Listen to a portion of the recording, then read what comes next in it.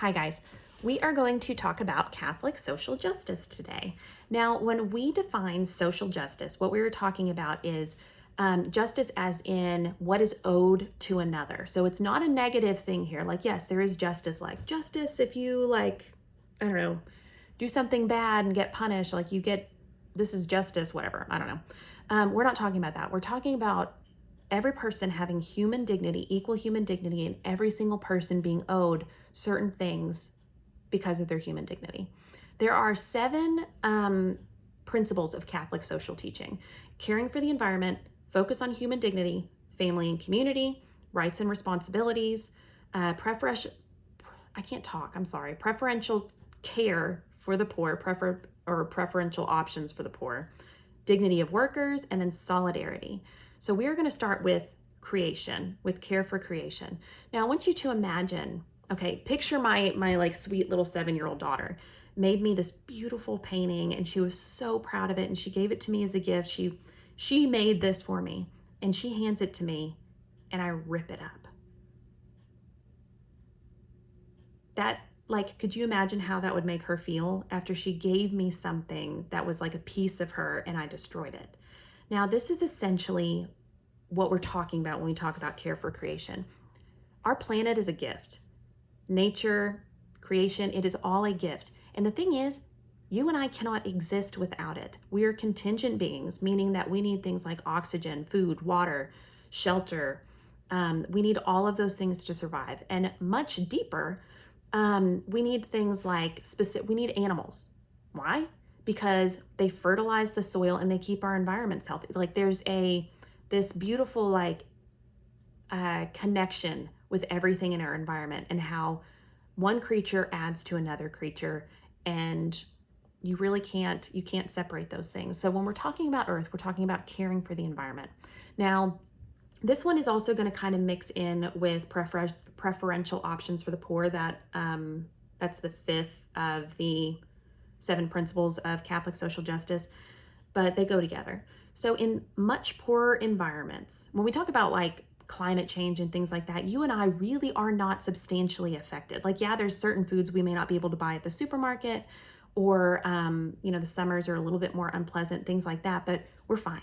Okay, we are okay.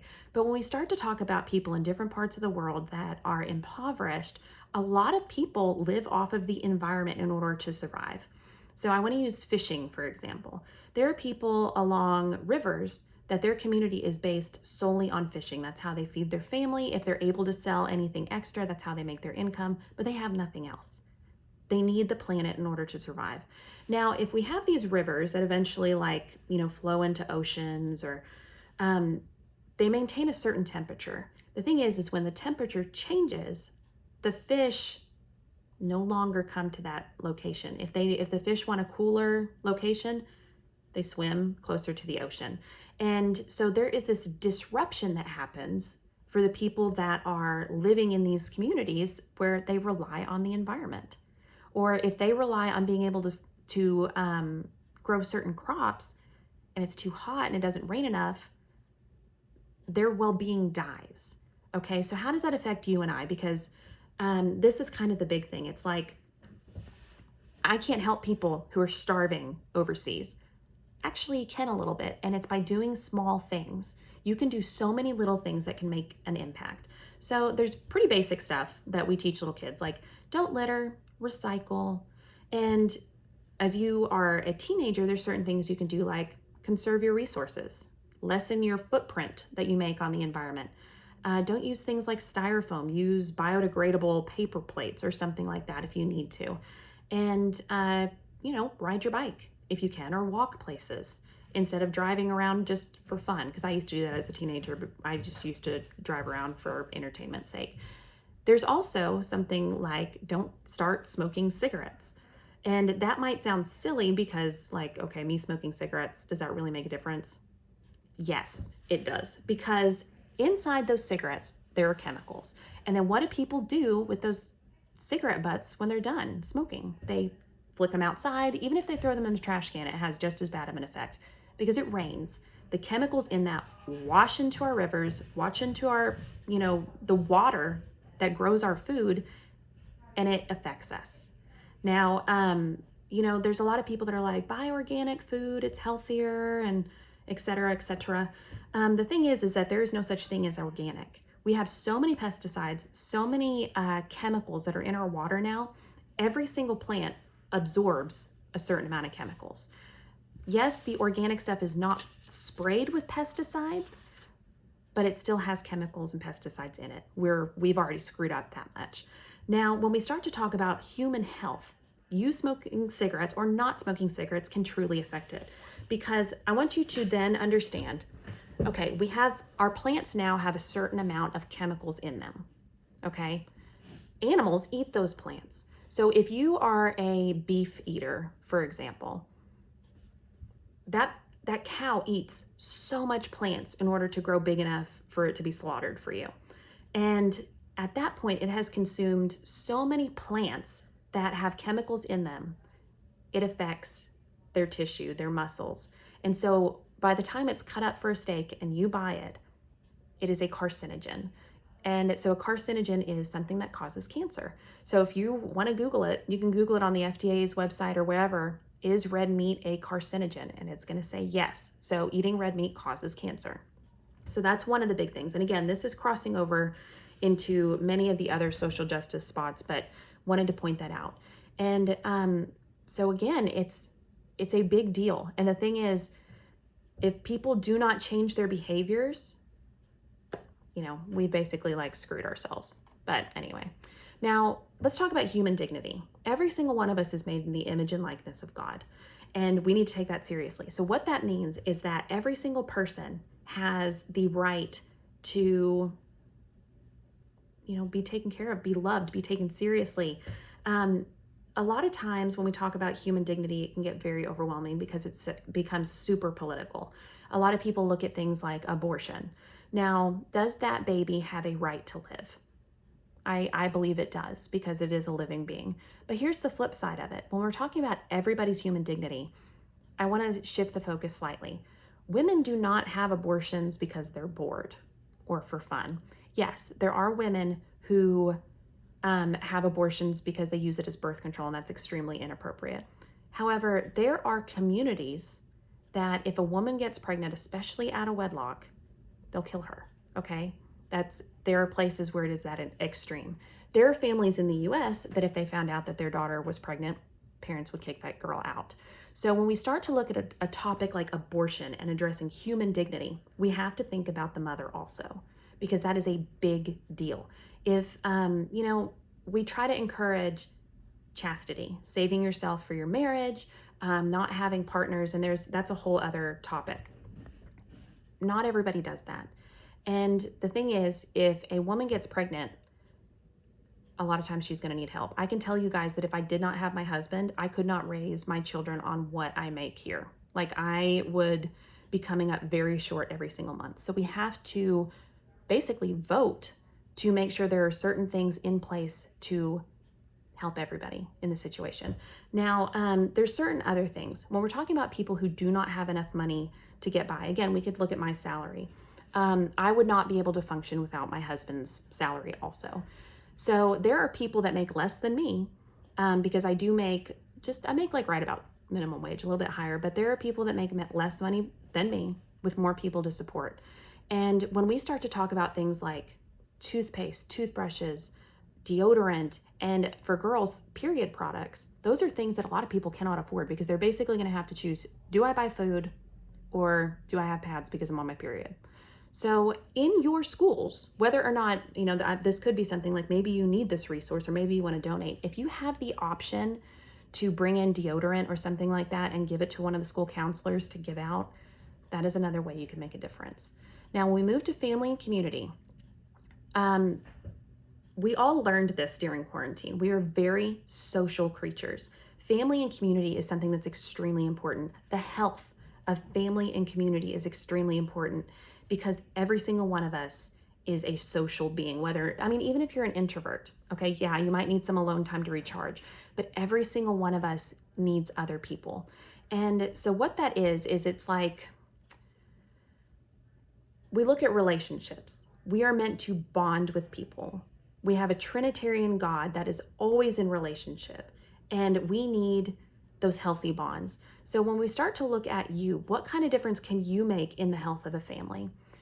I want to present something that is a little bit different, but it's very true. So say a boy has an alcoholic father who beats him. This is a more extreme example, but you'll get what I'm saying. It is commonplace for that individual to grow up to be an alcoholic also and to continue the cycle of abuse. Now, something you can do now is identify aspects of your life that are not healthy. Whether it's a relationship with somebody in your family, like the way that this communication works between me and this person, it's unhealthy. Acknowledge it, and as best you can, change the relationship. If that doesn't work, when you grow up and you are out on your own, you can dictate how your relationship behavior is. So you can change yourself. Again, a lot of these things are about changing you, not changing other people. If we start to say, like, you need to change that person, it's absolutely impossible, because you have to recognize what's in your circle of influence. You're in your circle of influence. So anyway, very abbreviated family and community, but the health of your family is kind of contingent on you and the way you do things, okay? So let's talk about rights and responsibility. That's our next one. So we talked about abortion a little bit. We kind of dabbled there. Dignity, we're going to get to that. This one's kind of a tricky one too. So we all had heard, you may not remember his name, but we all heard about Brock Turner years ago. He was an athlete, went to an amazing school, smart guy, like had everything going for him, had very wealthy parents, so he had it kind of going. And then at a party, there was a girl who's passed out, and he viciously raped her. And people saw him do it. And that girl, when she woke up in the hospital, she found out that she had been raped from the news. She found out things that had been done to her from the news. So what happened to this Brock Turner character? He lost his scholarship to the college he was at. He was placed under house arrest during the trial. And the judge said he had suffered enough. Because he lost his scholarship, he lost all these things, and so that poor boy had suffered enough. Now, if we switch that, let's take a non-collegiate athlete.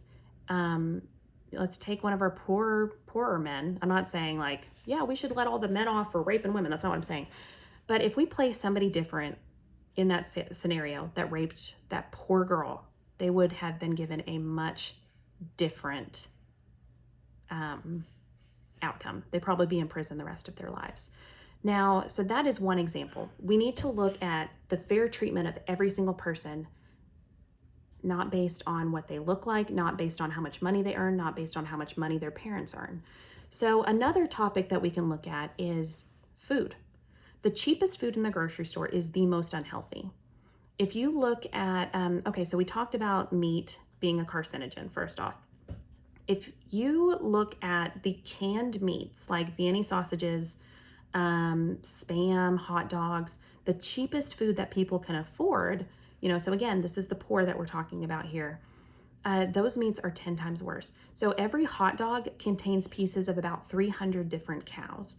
And the pieces that are in the hot dogs of, whether it's pork or, what's the other one? Pork or beef. So pig or cow. I don't know my animals today. It is the ears, the eyes, the anus of those animals, the cartilage, all of the stuff that could not make it into a steak. That's what they're getting to eat. And so if you think about it that way, wow, like the food that we make affordable to the poor is pig anus. So anyway, it's extremely unhealthy, and honestly, it's just not fair. The way that you're going to have the biggest effect on this is, first off, you guys need to research what you're purchasing at stores, because whether or not you know it, it's a vote. Every time you buy something, it's a vote. Every time you don't buy something, it's a vote. The store is keeping track, like, wow, these types of products sell, this doesn't. We are no longer going to bring this product into our store. You can make a huge difference. So our next topic is about options for the poor and vulnerable. That was one that we were talking about in many places, but I want to also show something else, because a lot of this goes around like, what are the big things that we need? We need food, water, shelter, okay? First off, I want to talk again about, no, skipping that. We're going to talk about shelter. Okay. Let me draw a picture because pictures help me. So I want you to imagine if there is a factory and this factory is putting off pollutants that are seeping into the water and it makes people sick. Who would buy the property around the factory? Okay. It would be poor people because that land would be selling for really cheap. Something that people who do not make a lot of money could afford. They couldn't afford, like if you look at Zillow, there's certain neighborhoods that just because it's that neighborhood, the houses are $100,000 more. So an undesirable location is cheaper. Therefore, that's where the poor usually live. Now, I want to give you guys an example again about how just simply making changes at the grocery store can make a huge difference in the lives of the poor. So pork factories, pig farms, basically. If you think of a pig puts off a lot of waste. Okay, here's our little piggies in the factory. They poop a ton, is basically what I'm trying to say here. Their feces runs off basically into the backyards and into the water of the people that live around those factories. And the thing is, the supply is high for pork, so the factory keeps producing more and more. Like, I would almost encourage you to just look this up about the health effects of living around a pork factory, a pig farm. And that doesn't even go into like the animal abuse stuff. I want to talk about the people. People that live around it have higher rates of cancers and breathing problems, and they die younger. Okay? How can you fix this? Talking about Catholic social teaching, things that you need to do, okay? Maybe at the grocery store, if your mom's going to go buy something, ask her to buy chicken, okay? Say, I don't want to eat the pork. I know how it affects people. Can we have chicken instead? That means these farmers are going to buy less pigs or produce less pigs, making less pollution. They're going to sell it for more because they're still going to need to make their money, but it'll stop the pollution and the basically early death of people who do not have enough money to move somewhere else. Okay. So there's our pig farmer thing. Now, workers have the right to be in a safe environment. Something that we see in our community specifically a lot is the abuse of immigrants as workers, because we do have undocumented immigrants that are in Fort Smith.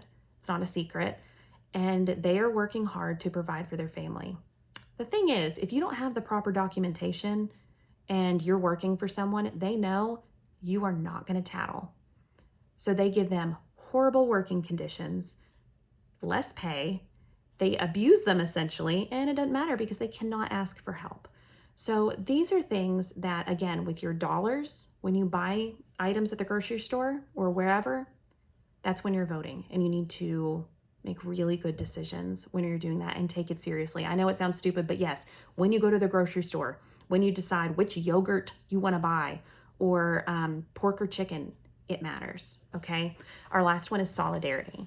Now, I want to throw in what your writing prompt is before I go through solidarity. I want you to take one of those 7 principles, and I'll list them again at the very end, and I want you to tell me about something in the community you feel like you could have an impact on and what you're going to do about it.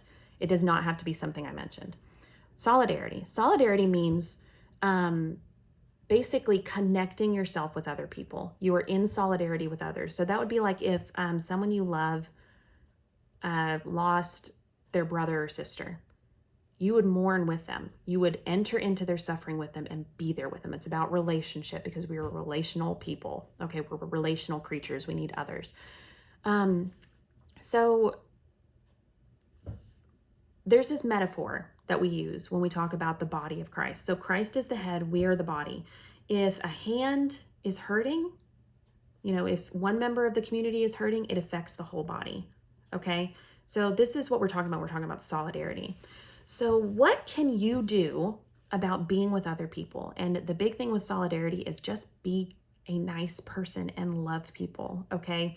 The entire Christian message is supposed to be Love your neighbor as yourself. A lot of people do not live by that. A lot of Christians are like, love the sinner, hate the sin, and they go on a rampage about why that person's so sinny and how they're not getting into heaven. You cannot do that, okay? Love people. That's how you're in solidarity. I want to close this out with talking about a saint. So St. Peter Claver, he used to minister to African Americans when they were brought over as slaves. Now, he did certain things that I don't agree with. I'm going to throw that out there. Like, this saint is kind of hot and cold for me, but he did some really beautiful things. So these slave ships, the way that it would work is you would have basically the under part of the ship like this. This is a bird's eye view of the ship. And slaves would be put in the bottom, just laying like this. Okay, they would just lay all around. And then directly over their head, so it would be like a shelf system. So if you envision a slave right here, slave right there, and then a slave right there, and then there'd be a slave here. They would put them on these shelves and they'd have to lay in the hull of the ship. I don't even know if it's called a hull. I'm going to call it a hull. And they were not fed. They were not, given anything. And they could not get up to use the bathroom. So they are essentially, imagine being the person on the bottom. They are sitting in their own feces. And a lot of them died by the time they made it to America. So what St. Peter Claver did was, as soon as the African Americans were coming off of the ship, he found the ones that they were not going to sell because they weren't healthy anymore. They were dying. He had nothing to give them. He did not have a lot of money.